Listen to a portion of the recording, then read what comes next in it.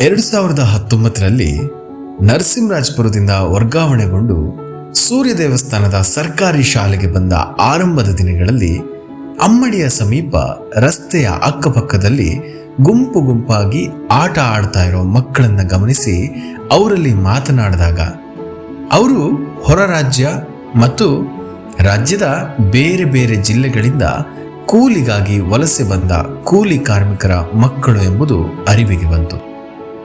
हम लोग मध्य प्रदेश से हैं, इधर काम को आए हैं. हमारा बहन भाई इधर छोटा छोटा लेके आए हैं. बाद में हमको मालूम नहीं था, स्कूल वगैरह किधर भी नहीं भेजा, उसको घर में ही रखा है.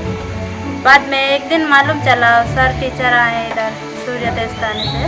ಇದನ್ನು ಮನಗೊಂಡು ಅವರ ಪೋಷಕರೊಂದಿಗೆ ಮಾತನಾಡಿ ಅವ್ರು ಯಾರು ಶಿಕ್ಷಣದಿಂದ ವಂಚಿತರಾಗಬಾರ್ದು ಅಂತ ಯೋಚಿಸಿ ಅವರನ್ನ ಶಾಲಾ ಮುಖ್ಯವಾಹಿನಿಗೆ ತರುವ ಪ್ರಾಮಾಣಿಕ ಪ್ರಯತ್ನವನ್ನ ಕೊಪ್ಪದಲ್ಲಿ ಆರಂಭಿಸಿದನು.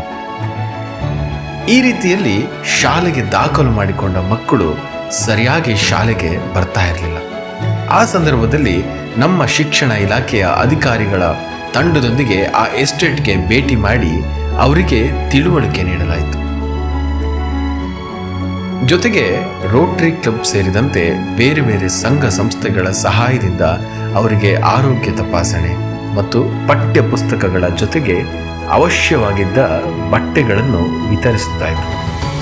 ನಾವು ರೋಟರಿ ಕ್ಲಬ್ಬಿನ ಪ್ರೆಸಿಡೆಂಟ್ ಆಗಿದೆ. ರೋಟರಿ ಕ್ಲಬ್ ಸಹಯೋಗದೊಂದಿಗೆ ಮೆಡಿಕಲ್ ಕ್ಯಾಂಪನ್ನು ಮಾಡಿ ಮೆಡಿಕಲ್ ಕ್ಯಾಂಪ್ ಮೂಲಕ ಮಕ್ಕಳಿಗೆಲ್ಲ ಬೇಕಾದ ಫೆಸಿಲಿಟೀಸ್ ಕೊಡುವಂಥದ್ದು ಮತ್ತು ನೂತನ ಟೆಕ್ಸ್ಟೈಲ್ಸ್ ಬೇರೆ ಬೇರೆ ಅಂಗಡಿಗಳಲ್ಲಿ ಡ್ಯಾಮೇಜ್ ಆಗಿರೋ ಬಟ್ಟೆಗಳನ್ನೆಲ್ಲ ದಾನವಾಗಿ ಪಡೆದುಕೊಂಡು ಮಕ್ಕಳು ಬಟ್ಟೆಯನ್ನು ಕೊಡುವಂಥದ್ದು. ಈ ನಡುವೆ ಕೋವಿಡ್ ಮಹಾಮಾರಿ ಬಂದು ಮಕ್ಕಳು ಶಾಲೆಯಿಂದ ಇನ್ನಷ್ಟು ದೂರ ಉಳಿಯುವಂತಾಯಿತು. ಇದೇ ವೇಳೆ ನಾನು ಮತ್ತು ನಮ್ಮ ಶಿಕ್ಷಕರ ತಂಡ ಮನೆ ಮನೆಗೆ ಭೇಟಿ ನೀಡಿ ಅವರುಗಳಿಗೆ ಧೈರ್ಯ ತುಂಬಿ ತಿಳುವಳಿಕೆ ನೀಡಿ ಅವರ ಕಲಿಕೆಗೆ ವಾಟ್ಸಪ್ ಕಾಲ್, ವಿಡಿಯೋ ಕಾಲ್ ಮತ್ತು ವಿದ್ಯಾಗಮದ ಮೂಲಕ ಸಹಾಯ ಮಾಡಿರುತ್ತೇವೆ. कोरोना टाइम में भी वो घर आके पढ़ाते थे, घर आके देखते थे बच्चों को. सर टीचर क्या देखना, क्या पढ़ना, क्या लिखना सभी बताया. इधर बहुत हेल्प किया हमारा. ಆ ವೇಳೆ ಒಂದು ದಿನ ಈ ಮಕ್ಕಳೆಲ್ಲ ಸೇರಿ ಮನೆಯ ಮುಂದೆ ತಳಿರು ತೋರಣ ಕಟ್ಟಿ ಮನೆಗೆ ಸುಣ್ಣ ಬಣ್ಣ ಹೊಡೆದು ಕುಳಿತುಕೊಳ್ಳಲು ಅಡಿಕೆ ದಬ್ಬಿಯ ಬೆಂಚು ತಯಾರಿಸಿ ನನಗಾಗಿ ಕಾಯುತ್ತಿದ್ದರು. ಅವರನ್ನ ನೋಡಿ ನನ್ನ ಕಣ್ಣಂಚಲ್ಲಿ ನೀರು ಬಂದಿತು.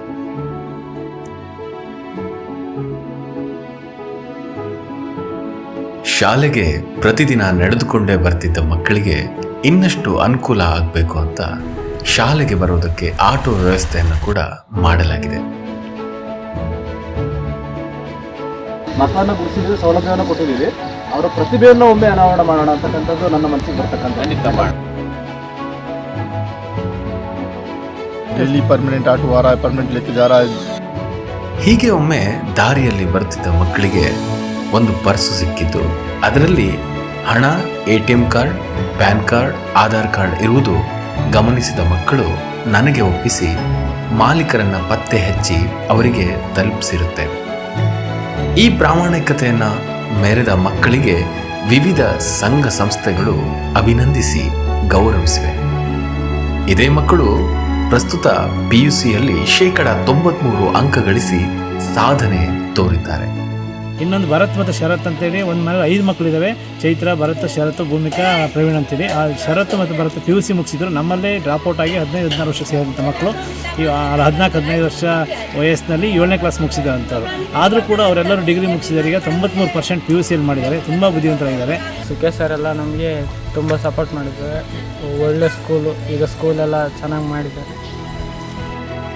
ಇವರುಗಳಿಗೆ ಸರ್ಕಾರದಿಂದ ಸಿಗುವ ಸೌಲಭ್ಯಗಳಷ್ಟೇ ಅಲ್ಲದೆ ಬೇರೆ ಬೇರೆ ಮೂಲಗಳಿಂದ ಶಾಲಾ ಬ್ಯಾಗ್, ಸಮವಸ್ತ್ರ, ನೋಟ್ ಪುಸ್ತಕ, ಲೇಖನ ಸಾಮಗ್ರಿಗಳನ್ನು ತಂದು ವಿತರಿಸಲಾಗ್ತಾ ಇದೆ. ಇವರುಗಳು ಸಹ ಕಲಿಕೆಯಲ್ಲಿ ಅಷ್ಟೇ ಬುದ್ಧಿವಂತರಾಗಿದ್ದು ಚೆನ್ನಾಗಿ ಓದುವುದು, ಬರೆಯುವುದು ಮಾಡುತ್ತಾರೆ. ಶಾಲೆಗೆ ಪ್ರತಿದಿನ ತಪ್ಪದೆ ಬರುತ್ತಾರೆ. ಪ್ರತಿಭಾ ಕಾರಂಜಿ, ಕಲಿಕಾ ಹಬ್ಬ, ಕ್ರೀಡಾಕೂಟ ಸೇರಿದಂತೆ ಬೇರೆ ಬೇರೆ ಸ್ಪರ್ಧೆಗಳಲ್ಲಿ ಭಾಗವಹಿಸಿ ಉತ್ತಮ ಪ್ರದರ್ಶನ ನೀಡಿ ಬಹುಮಾನ ಪಡೆದಿರ್ತಾರೆ. ಅಂದು ರಸ್ತೆ ಬದಿಯಲ್ಲಿ ಆಟವಾಡುತ್ತಿದ್ದ ಆ ಮಕ್ಕಳನ್ನ ನಾನು ಗಮನಿಸದೆ ಮುಂದೆ ಸಾಗಿದ್ರೆ ಬಹುಶಃ ಅವರೆಲ್ಲರೂ ಶಿಕ್ಷಣದಿಂದ ವಂಚಿತರಾಗಿ ಯಾವುದೇ ಉಜ್ವಲ ಭವಿಷ್ಯವಿಲ್ಲದೆ ಕತ್ತಲಲ್ಲಿಯೇ ಕಳೆದು ಹೋಗಿರುತ್ತಾ ಇದ್ರೇನು. ಆದರೆ ಅಂದು ತೆಗೆದುಕೊಂಡ ಒಂದು ಸಣ್ಣ ಕಾಳಜಿ ಹಾಗೂ ನಮ್ಮೆಲ್ಲರ ಪ್ರಾಮಾಣಿಕ ಪ್ರಯತ್ನದಿಂದಾಗಿ ಇಂದು ಆ ಮಕ್ಕಳು ಅಂಧಕಾರದಿಂದ ಹೊರಬಂದು ಅಕ್ಷರ ಲೋಕದಲ್ಲಿ ಅದ್ಭುತ ಸಾಧನೆ ಮಾಡ್ತಾ ಇದ್ದಾರೆ. ಬೀದಿಯಲ್ಲಿ ಆಟ ಆಡ್ತಿದ್ದ ಮಕ್ಕಳು ಇಂದು PUCಯಲ್ಲಿ 93% ಅಂಕ ಗಳಿಸುವುದರಿಂದ ಹಿಡಿದು ಸಮಾಜದಲ್ಲಿ ಪ್ರಾಮಾಣಿಕ ಮತ್ತು ಜವಾಬ್ದಾರಿಯುತ ಪ್ರಜೆಗಳಾಗಿ ರೂಪುಗೊಳ್ಳುವವರೆಗೂ ಅವರ ಬೆಳವಣಿಗೆ ನಿಜಕ್ಕೂ ಕಣ್ತುಂಬಿಕೊಳ್ಳುವಂಥದ್ದು. ಅವಕಾಶ ವಂಚಿತರಾಗಿಯೇ ಹಿಂದೆಯೇ ಉಳಿಯಬೇಕಾಗಿದ್ದ 32 ಮಕ್ಕಳ ಬದುಕು ಇಂದು ಹಸನಾಗಿದ್ದು ಅವರು ಭರವಸೆಯ ಬೆಳಕಿನೆಡೆಗೆ ಹೆಜ್ಜೆ ಹಾಕ್ತಾ ಇದ್ದಾರೆ. ಒಂದು ಸಣ್ಣ ಗಮನ ಮತ್ತು ಪ್ರೋತ್ಸಾಹ ಮಕ್ಕಳ ಬದುಕನ್ನು ಹೇಗೆ ಬದಲಾಯಿಸಬಲ್ಲದು ಎಂಬುದಕ್ಕೆ ಇದೇ ಸಾಕ್ಷಿ.